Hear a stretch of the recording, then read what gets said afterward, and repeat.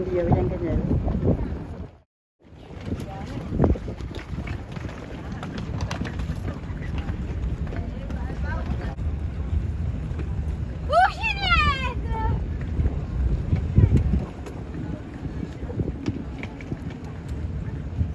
ปลาจะเป็นปลาน้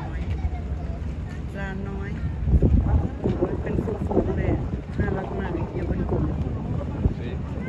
โอ้ยงามมากเลยอยู่เป็นกลุ่มน่ารัก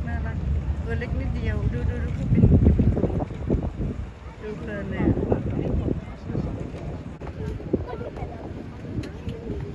แย่งกันกินขนม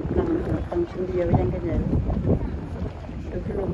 ตัวเล็กนิดเดียวน่ารักมากเลยดูตัวกันเป็นกลุ่ม